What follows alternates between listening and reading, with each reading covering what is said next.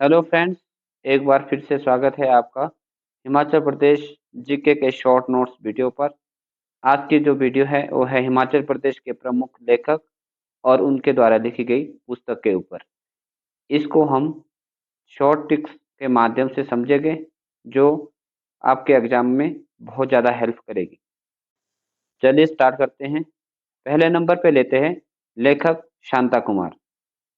इसको याद करने के लिए आपने सिंपल सी एक स्टोरी को याद रखना है। स्टोरी कुछ इस प्रकार से है। शांता कुमार जी एक सच्चे देशभक्त थे। उन्होंने कहा था कि मैं अंग्रेजों की मृग तृष्णा कभी पूरी नहीं होने दूंगा। ऐसा राजनीतिक शतरंज खेलूंगा जिससे हिमाचल प्रदेश की लाज बची रहे। मेरे होते हुए ये पहाड़ कभी बेगाने नहीं होंगे। अंग्रेजों की लाल छाया इस हिमालय पर नहीं पड़ने दूंगा, चाहे मुझे इस धरती को बचाने के लिए अपना बलिदान क्यों ना देना पड़े। तो ये थे छोटी सी स्टोरी। अब इसको बुक्स के साथ रिलेट करते हैं। सबसे पहले हमने पढ़ा अंग्रेजों की मृग तृष्णा कभी पूरी नहीं होने दूंगा। तो पहली पुस्तक का नाम है मृग तृष्णा। दूसरे नंबर पे हमने पढ़ा था ऐसा राजनीतिक शतरंज खेलूंगा। दूसरी पुस्तक का नाम है राजनीतिक शतरंज। और इससे आगे पढ़ा था कि ऐसे राजनीतिक शतरंज खेलूंगा जिससे हिमाचल प्रदेश की लाज बची रहे। अगली पुस्तक का नाम है लाजो। और इससे आगे हमने पढ़ा था स्टोरी में मेरे होते हुए ये हिमालय ये पहाड़ कभी बेगाने नहीं हो गए। तो अगली जो पुस्तक है उसका नाम है पहाड़ बेगाने नहीं हो गए। आगे हमने पढ़ा था कि अंग्रेजों की लाल छाया हिमालय पर नहीं पड़ने दूंगा। हाँ, तो इसी प्रकार से अगली जो बुक पुस्तक है उसका नाम है हिमालय पर लाल छाया। और स्टोरी में हमने लास्ट में पढ़ा था कि मुझे इसके लिए चाहे अपना बलिदान क्यों ना देना पड़े। तो अंतिम जो उसकी पुस्तक थी उनका नाम था धरती है बलिदान की। तो आई होप कि आपको ये समझ आ गया होगा। अब पढ़ते हैं अगले लेखक जिनका नाम है डॉक्टर वाई एस परमार। इनकी पुस्तक को पढ़ने से पहले एक वर्ड को ठीक से समझ लेते हैं जो हेल्प करेगी इनकी पुस्तक को याद करने में और लॉन्ग टाइम तक उसको याद रखने में। वर्ड है पॉलीएंड्री, जिसका हिंदी में मीनिंग है बहुपतित्व। जिसका मतलब है ऐसा समाज जहां ऐसी प्रथा का प्रचलन हो जिसमें किसी महिला को एक या एक से अधिक पति रखने का अधिकार हो। तो हमने समझा पॉलीएंड्री का मतलब हिंदी में जिसको हम बोलते हैं पतित्व। Doctor Y S Parmar Himachal Pradesh के मुख्यमंत्री थे। तो उनका एक सपना भी था जो हिमाचल प्रदेश की जो शेप है, हिमाचल प्रदेश जो स्टेट है उसकी शेप और हिमाचल प्रदेश में जो प्रचलित प्रतित्व या जिसको हम पॉलिएंड्री बोलते हैं उसके ऊपर एक पुस्तक लिखना। तो उन्होंने पुस्तक देखी। जो पहली पुस्तक है उसका नाम था Himachal Pradesh its shape and state. और दूसरी पुस्तक है जिसका नाम है पॉलिएंड्री इन हिमालय। तो ये दो प्रसिद्ध पुस्तक थी जो डॉक्टर वाई एस परमार द्वारा लिखी गई थी। आई होप ये पुस्तक भी आपको याद रहेगी। अब लेते हैं अगले लेखक को जिनका नाम है देवराज शर्मा। देवराज शर्मा जी की पुस्तक को याद रखने से पहले एक छोटी सी स्टोरी को याद रखते हैं। स्टोरी कुछ इस प्रकार से है। देवराज एक फिल्मकार थे जो अपनी फिल्म में हिमाचल प्रदेश के सभी राज को टीवी के माध्यम से दिखाना चाहते थे, जिसमें हिमाचल प्रदेश के परिचय से लेकर हिमाचल प्रदेश के अतीत, वर्तमान और भविष्य को एक ही झलक में दिखाना चाहते थे। तो ये थी एक छोटी सी स्टोरी। अब जैसे हमने स्टोरी में लास्ट में पढ़ा हिमाचल प्रदेश के परिचय से लेकर वो दिखाना चाहते थे। तो पहले जो पुस्तक है उसका नाम है हिमाचल परिचय।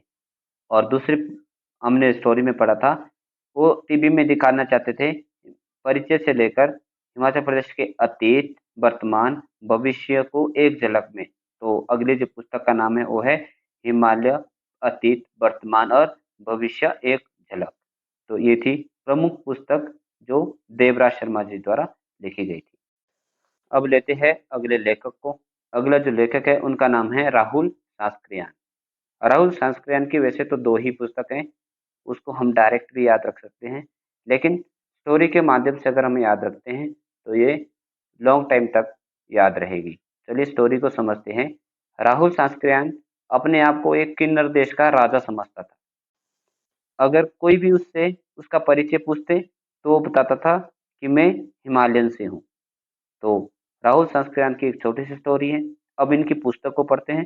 पहली पुस्तक है किन्नर देश। जैसे हमने स्टोरी में पढ़ा कि राहुल सांस्कृत्यायन ये अपने आप को एक किन्नर देश का राजा समझता था। तो पहली जो पुस्तक है उनका नाम है किन्नर देश। उसके बाद हमने स्टोरी में पढ़ा था कि अगर हम उसको उसका परिचय पूछते तो परिचय में बोलता था कि मैं हिमालयन से हूँ। तो राहुल सांस्कृत्यायन की दूसरी जो पुस्तक है उसका नाम है हिमालयन परिचय। तो ये थी राहुल सांस्कृत्यायन की पुस्तकें और एक छोटी सी स्टोरी जिसके माध्यम से हमने उसको समझने की कोशिश करी। तो अब लेते हैं अगले लेखक को। अगले लेखक का नाम है निकोलस रोरी। इन्होंने जो पुस्तक लिखी थी उसका नाम था Himalayan Abode of Light. Nicholas Roerich की पुस्तक को याद रखने के लिए हम निकोला टेस्ला को याद रखते हैं, जिन्होंने ऐसी लाइट या इलेक्ट्रिसिटी को बनाने में अविश्वसनीय क्रांति लाई थी। तो निकोलस और लाइट से हम रिलेट करके पुस्तक और लेखक दोनों को याद रख सकते हैं। आई होप ये भी आपको समझ आ गया होगा। तो अब लेते हैं अगले लेखक को, जिनका नाम है जेसी खोसला। इनकी एक ही पुस्तक है जिसका नाम है हिमालयन सर्किट। इसको याद रखने के लिए एक ऐसा इलेक्ट्रिकल सर्किट बनाओ जो घोंसले की तरह दिखे। तो घोंसले और खोसला, एसी और जेसी, इन दोनों से रिलेट करके हमने लेखक और इसकी पुस्तक को याद रखा। आई होप ये आपको समझ आ गया होगा। अब पढ़ते हैं नेक्स्ट लेखक को, जिनका नाम है आनंद चंद। इनकी पुस्तक को याद रखने के लिए एक छोटी सी स्टोरी को याद रखते हैं। स्टोरी है, जो आनंद करना चाहते हैं वह पास्ट प्रेजेंट फ्यूचर को बिल्कुल भी नहीं सोचते। हमने स्टोरी में पढ़ा कि वो बिल्कुल भी नहीं सोचते पास्ट प्रेजेंट और फ्यूचर को। तो बिल्कुल से बना बिलासपुर, नहीं सोचते पास्ट प्रेजेंट और फ्यूचर को। तो इनकी जो पुस्तक है उसका नाम है बिलासपुर पास्ट प्रेजेंट और फ्यूचर। तो ये था आनंद चंद की पुस्तक। आई होप ये भी आपको समझ आ गया होगा। अब अगली जो पुस्तक है उसको लेते हैं। अगली जो पुस्तक है उसके जो लेखक है उनका नाम है किशोरी लाल। अब एक छोटी सी स्टोरी से इनकी पुस्तक को भी याद करते हैं। पहले इनकी जो स्टोरी है वो कुछ इस प्रकार से है। किशोरी लाल पहाड़ों के चित्रों को भी अपने नाम की तरह लाल कर देते थे। तो जैसे हमने स्टोरी में पढ़ा कि पहाड़ों की चित्रों को भी लाल कर देते थे। तो इनकी जो पहली पुस्तक है उसका नाम है पहाड़ी चित्रकला। तो इससे रिलेट करके आप इसको याद रख सकते हैं। आई होप ये भी आपको समझ आ गया होगा। अब लेते हैं अगले लेखक को, जिनका नाम है जेसी फ्रैंक। इन्होंने एक ही पुस्तक लिखी थी, हिमालयन आर्ट। इसको आप इस तरह से भी याद रख सकते हैं कि हमारे को एक ऐसे व्यक्ति की जरूरत है जो फ्रैंकली हिमालयन आर्ट को बना सके, क्योंकि हिमालयन आर्ट बनाना एक बहुत ही बारीकी काम होता है। तो आई होप ये भी आपको समझ आ गया होगा। अब लेते हैं अगले लेखक को, जिनका नाम है एम एस रंधावा। इनकी पुस्तक को याद रखने के लिए भी एक स्टोरी याद रख सकते हैं। स्टोरी का नाम है मासी को रंगीन कड़े की पेंटिंग बहुत पसंद आई। मासी को रंगीन से रिलेट करके बना एम एस रंधावा, और कड़े की पेंटिंग से बड़ा कांगड़े की पेंटिंग। तो इनकी जो पुस्तक है उसका नाम है कांगड़े की पेंटिंग। आई होप ये भी आपको समझ आ गया होगा।